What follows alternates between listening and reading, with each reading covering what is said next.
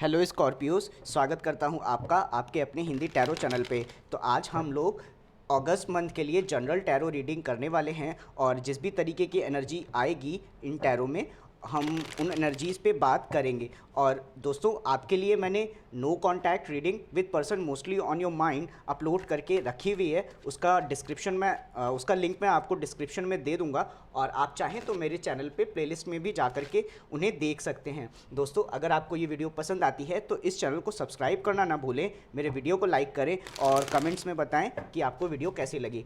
तो बिना कोई देरी किए हुए इस रीडिंग को अभी हम स्टार्ट करते हैं। तो फर्स्ट कार्ड है आपके पास्ट के लिए 10 ऑफ सोर्ड्स। तो 10 ऑफ सोर्ड्स का मतलब हो गया किसी ऐसी सिचुएशन का एंड होना जो आपके दिमाग पे बहुत हावी थी, बहुत भारी थी। हो सकता है कि इस सिचुएशन ने आपको दिमागी तौर पे काफ़ी परेशान किया हो। अगला कार्ड है नाइट ऑफ सोर्ड्स। हो सकता है कि आपके तरफ कोई डायरेक्ट कम्युनिकेशन आया हो, फास्ट रैपिड कम्युनिकेशन, जिसने आपको इस स्थिति में ले आया हो। ओके, अगला कार्ड है पास्ट में आपके लिए सन। ओके, तो ओवरऑल हाँ, ऑल्दो आपके लिए सिचुएशन थोड़ी सी डिफ़िकल्ट हो सकती है, पर इस सिचुएशन में आपको मेंटल क्लैरिटी रखने की ज़रूरत है, ट्रुथ सच ढूंढने की ज़रूरत है और इस तरीके से आप अपनी खुशियों को पा सकते हैं। हो सकता है कि पास्ट में आप किसी बात से बहुत परेशान रहे हों, पर आपने अपने दिमाग का इस्तेमाल किया और किसी तरीके से खुद को हैप्पीनेस वाली सिचुएशन में आप ले करके आए। प्रेजेंट सिचुएशन में पहला कार्ड जो मिलता है हमें स्टार। स्टार का मतलब होता है अब किसी चीज़ की विश करना और हील होना, राइट। तो आप करंट सिचुएशन में भी पास्ट सिचुएशन देखो, 10 ऑफ सोर्ड्स के नीचे आप अगर इस कार्ड को देखोगे ना तो ये थॉट्स हैं बेसिकली जो सोर्ड्स के रूप में हैं और इस पर्सन को ये सारे के सारे सोर्ड्स लगे हुए हैं, घुसे हुए हैं, राइट। तो ये बहुत पेनफुल सिचुएशन में है और करंट सिचुएशन में उसके जस्ट नीचे जो कार्ड आता है दैट इज़ ए स्टार। तो आप जो पास्ट में आपके जो हार्ट ब्रेक हुए होंगे या आपको किसी मेंटल सिचुएशन ने आपको बहुत परेशान किया होगा, आपके दिमाग ने आपको बहुत परेशान किया होगा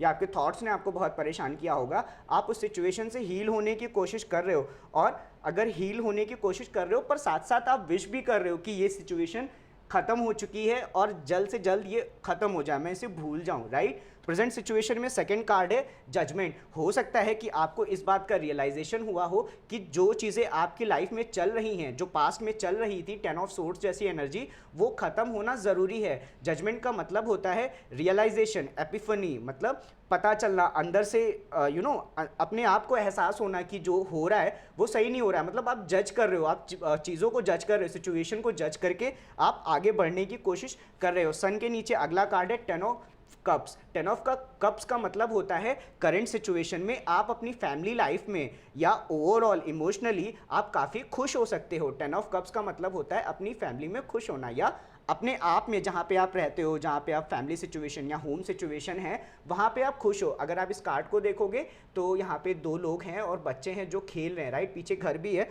तो करंट सिचुएशन में आप खुश हो, आप खुश होने की कोशिश कर रहे हो और वो हमें पास्ट में भी दिखाई देता है कि एक कार्ड सिर्फ ऐसा है जो आपके जिस कार्ड से हम रीडिंग स्टार्ट करते हैं और वो टेंशन वाला दिखता है, आपको परेशान करने वाला, पर उसके आगे के जो भी कार्ड है आप पास्ट में भी इंटेलेक्ट का इस्तेमाल करके खुश होने की कोशिश कर रहे हो, करंट में भी आप पास्ट सिचुएशन से हील होने की कोशिश कर रहे हो और साथ ही साथ आप अपना जो जजमेंट है, जो अपनी समझ है अंदर की, राइट, अंतरात्मा की, आप उससे डिसीजन लेने की कोशिश कर रहे हो और साथ साथ आप अपनी फैमिली और जहाँ पे भी आप रहते हो होम लाइफ में वहाँ पे आप खुश हो।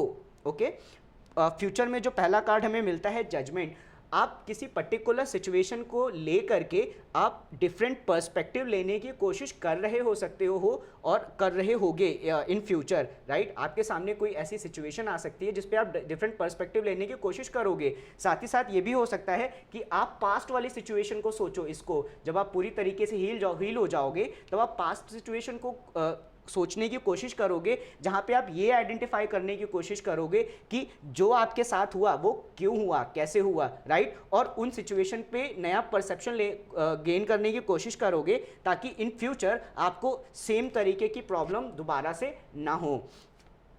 अगला कार्ड मिलता है 9 ऑफ सोर्ड्स। ओके, तो देखो आपको ना पास्ट वाली सिचुएशन को फ्यूचर में ले जाने की ज़रूरत नहीं है। मुझे यहाँ पे दिखाई दे रहा है कि आप फिर इस सिचुएशन को बहुत ध्यान से देखने वाले हो और उसको लेकर के वापस से स्ट्रेस लेने वाले हो। तो आपको ऐसा करने की बिल्कुल ज़रूरत नहीं है। जो चीज़ पास्ट में ख़त्म हो चुकी है उसे पास्ट में ही रहने दो। ओके, फ्यूचर में उसके लिए परेशान होने का कोई मतलब नहीं बनता, कोई सेंस नहीं बनता, राइट। और बेहतर है कि अगर आप परसेप्शन लेने की कोशिश कर रहे हो, देखो ये भी हो सकता है जैसे मैं कह गया हूं आपसे, राइट, कि आप पास्ट वाली सिचुएशन को सोचने की कोशिश कर रहे हो, नहीं, जब अगला कार्ड जब मुझे 10 ऑफ पेंटिकल्स मिलता है तो इसका मतलब ये है कि आप कॉइन्स कैसे अपने खुद को स्टेबल कैसे बनाओ, आप पैसा कैसे कमाओ, लाइफ में स्टेबिलिटी कैसे लेके आओ, ग्रोथ कैसे लेकर के आओ, ओके, और आसपास के लोगों का ध्यान कैसे रख सको, अपनी फैमिली का ध्यान कैसे रख सको। तो हो सकता है आप इस बारे में नए परसेप्शन लेने की कोशिश कर रहे हो सकता है आप लोगों से बात कर रहे हो और इसी वजह से आप स्ट्रेस्ड आउट हो। मैं बोल गया हूँ कि वो पास्ट सिचुएशन की वजह से है,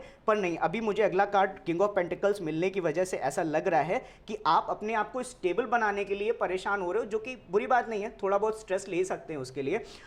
जो ओवरऑल एनर्जी है वो है 8 ऑफ वॉन्ड्स। 8 ऑफ वॉन्ड्स का मतलब होता है फास्ट मूविंग एनर्जी, साथ ही साथ ऑनलाइन किसी तरीके का अगर आप कम्युनिकेशन का वेट कर रहे हो तो उसको भी मिले, वो भी आपके पास आ सकता है, साथ ही साथ आपने जो एफर्ट्स किए हैं उसके रिटर्न्स भी आपको मिल सकते हैं, राइट। तो ओवरऑल आप अपने लाइफ में जिस भी तरीके के एफर्ट कर रहे हो उसके रिटर्न आपको डेफिनेटली मिलेंगे। और सिर्फ एक कार्ड है ये 10 ऑफ सोर्ट्स, बाकी ओवरऑल जो कार्ड्स हैं वो अच्छे हैं।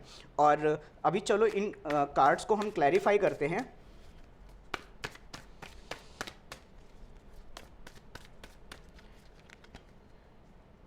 10 ऑफ सोर्स क्लैरिफाई होता है 5 ऑफ इंस्पिरेशन से, ओके। तो हो सकता है आपकी लाइफ में किसी तरीके का कंपटीशन रहा हो, आपके लव लाइफ में भी हो सकता है कि किसी तरीके का कंपटीशन रहा हो और उसने आपको बहुत परेशान किया हो, कैरियर में बहुत कंपटीशन हुआ हो सकता है जिसकी वजह से आप बहुत परेशान हो सकते हो पास्ट में।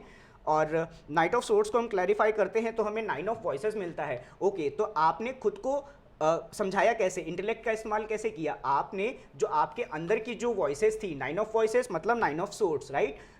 ये रिवर्स में जब होता है तो आपने अपने अंदर की आवाज़ों को अपने इंटेलेक्ट से ख़त्म किया, जो सच है उससे ख़त्म किया और इस तरीके से आप आगे बढ़े पास्ट में। सन को हम क्लैरिफाई करते हैं तो हमें मिलता है टेम्परेंस, ओके। तो हो सकता है कि पास्ट में आपको किसी सिचुएशन में संयम रखने की ज़रूरत पड़ी हो, राइट। हो सकता है ये आपके लिए बहुत मुश्किल हुआ हो। टेम्परेंस का मतलब होता है दो डिफरेंट अल्कमीज को, दो डिफरेंट एनर्जी को बैलेंस करना, और ये रिवर्स में है तो हो सकता है ये आपके लिए बहुत मुश्किल हुआ हो, बट स्टिल आप इस सिचुएशन से उबर करके आ गए हैं, आ गए थे पास्ट में ही, और आपने अपने आप को खुश रखना सीख लिया था। स्टार को क्लैरिफाई करते हैं तो हमें मिलता है अवेकनिंग। अवेकनिंग सेम जजमेंट है, जजमेंट का ही कार्ड है, और पर ये डिफरेंट टैरो डेक है तो इसमें जजमेंट को अवेकनिंग की तरह लिखा गया है। मैंने आपको बताया था कि जजमेंट का मतलब होता है कि अपनी अंतरात्मा में, मतलब आपको एपिफनी होना, कुछ समझ में आना, सेल्फ रियलाइजेशन होना, और अवेकनिंग, राइट। तो आपको करंट सिचुएशन में समझ में आ गया है कि आपको क्या करना चाहिए। जजमेंट को क्लैरिफाई करते हैं तो हमें मिलता है नाइट ऑफ इमोशंस, ओके। तो हो सकता है कि आपने अब अपने इमोशंस पे भी ध्यान देना धीरे धीरे शुरू कर दिया हो, जो कि अच्छी बात है, आपको अपने इमोशंस पे ध्यान देना चाहिए, राइट। उन्हें ऐसे ही नहीं छोड़ते। तो नाइट ऑफ इमोशंस का मतलब होता है अपने इमोशंस को एक्सप्लोर करना, सेंसिटिविटी, और अपने इमोशंस को एम्बॉडी करना, नए तरीके के इमोशनल थॉट, मतलब नई तरीके की इमोशनल फीलिंग का होना, राइट। तो आपको अब जो है वो करेंटली अपने इमोशंस पे ध्यान देने की ज़रूरत है करंट सिचुएशन में। 10 ऑफ कप्स को हम क्लैरिफाई करते हैं तो जस्टिस हमें मिलता है, ओके। तो आपको करंट सिचुएशन में ऐसा लग रहा हो सकता है कि खुद को खुश रखना फेयर है, अच्छी बात है, जस्टिस है, राइट। और आपको अपने आप को खुश रखना भी चाहिए। जस्टिस का मतलब होता है फेयरनेस, बैलेंस, रेसिप्रोसिटी, और जस्टिस तो होता ही है इसका मतलब, राइट। तो आप करंट सिचुएशन में आपको खुद को खुश रखना चाहिए। अगर आप नहीं रख रहे हो तो ये आपका कंफर्मेशन है। हैंगमैन को हम क्लैरिफाई करते हैं तो हमें मिलता है 7 of voices, okay. 7 of voices को क्लैरिफाई करते हैं मैजिशियन।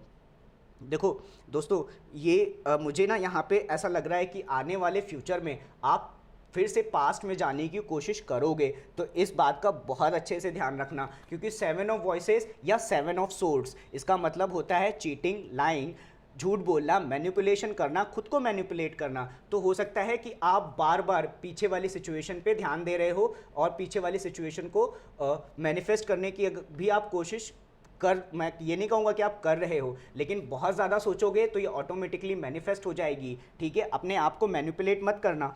और फ्यूचर में अगला कार्ड हम 9 ऑफ सोर्ड्स को क्लैरिफाई करते हैं तो हमें मिलता है डेथ इन रिवर्स। ओके, तो हो सकता है कि आप अपनी लाइफ में किसी तरीके का ट्रांसफॉर्मेशन या रोकना चाहते हो, या कोई ऐसी चीज़ जिसे आप ख़त्म नहीं होने दे रहे।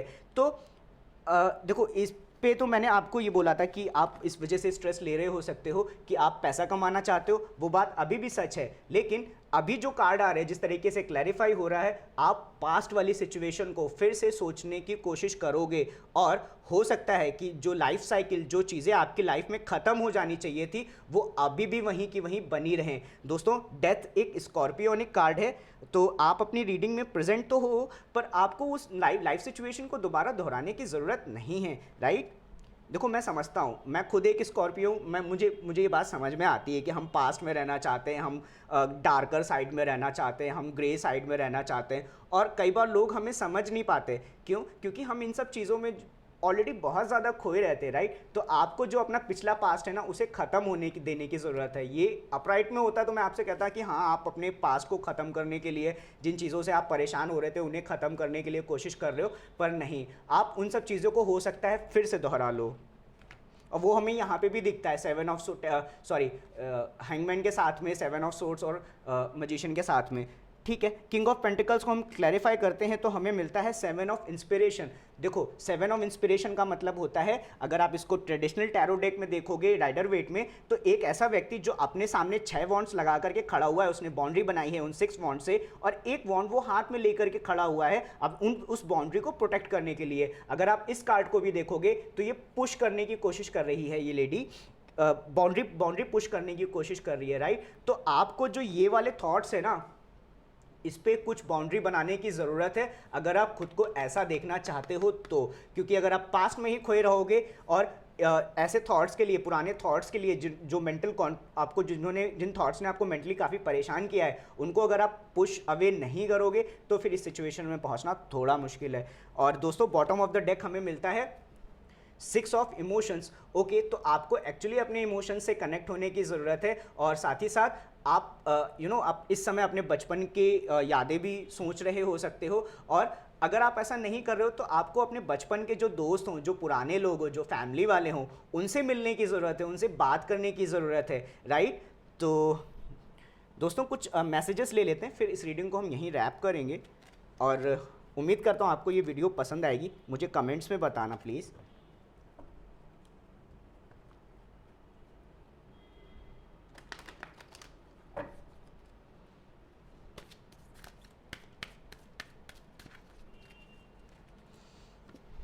I live in the world of infinite possibility. मैं ऐसी दुनिया में रहता हूँ जहाँ पे मेरे लिए असंख्य संभावनाएं हैं।